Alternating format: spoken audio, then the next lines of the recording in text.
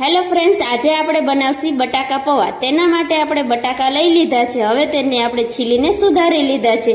બટાકા આપણા સુધારાઈ ગયા છે અને બાફવા માટે આપણે પાણી પણ ગરમ થવા મૂકી દીધું છે। એટલે હવે એની અંદર આપણે નાખી દઈશું બટાકા।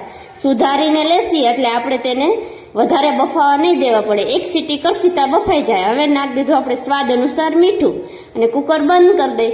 બટાકા બફાય તા લગીનમાં આપણે લઈ લીધા છે પૌવા। પૌવાને આપણે ધોઈ લીધા છે। પૌવા ધોવાઈ ગયા। હવે તે આપણે ચાયણીમાં લીધા એટલે પાણી પણ નીતરી ગયું છે। હવે આપણે એક કાપડમાં તેને પૌવાને બધા પાથરી દેશે એટલે સાવ સુકાઈ જાય, પાણી ન રહે। અને એની ઉપર હવે આપણે થોડી હળદર છાંટી દેશી અને સરસ એવી બધી હળદર ભીના હોય ને ત્યાં થોડી ચોટી જાય એટલે તા લગીનમાં આપણા બટાકા પણ બફાઈ ગયા છે। હવે તેને હોતને આપણે ચાયણીમાં કાઢી લીધા છે। હવે કરશી આપણે વઘાર। તેના માટે ટમેટું અને મરચું લઈ લીધું છે સુધારેલું। હવે આપણે એક તપેલીમાં તેલ એડ કરશી।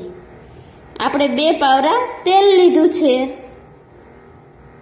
તેલને હવે આપણે ગરમ થવા દેશી।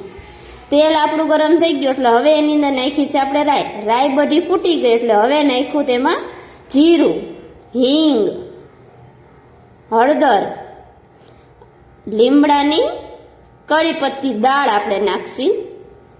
હવે તે આની અંદર નાખશી આપણે ટમેટા અને મરચાં જે સુધાર્યા હતા એ નાખી દેશી। હવે તેને આપણે સરસ એવું હલાવીને તેને ચડવા દેશી।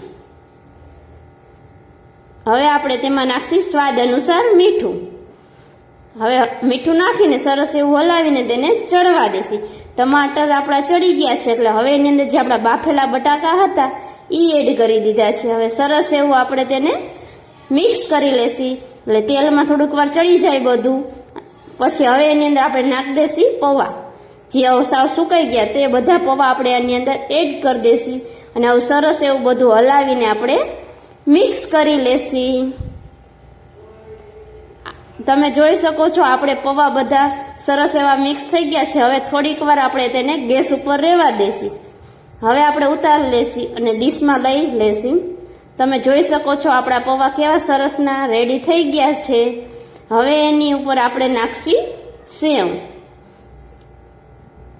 અને નાખી દેશી હવે માથે ધાણા ભાજી। જો તમારે આમાં દાડમ ને તે નાખવું હોય તે તમે નાખી શકો છો। જો ફ્રેન્ડ, આપણા બટાકા પૌવા રેડી થઈ ગયા।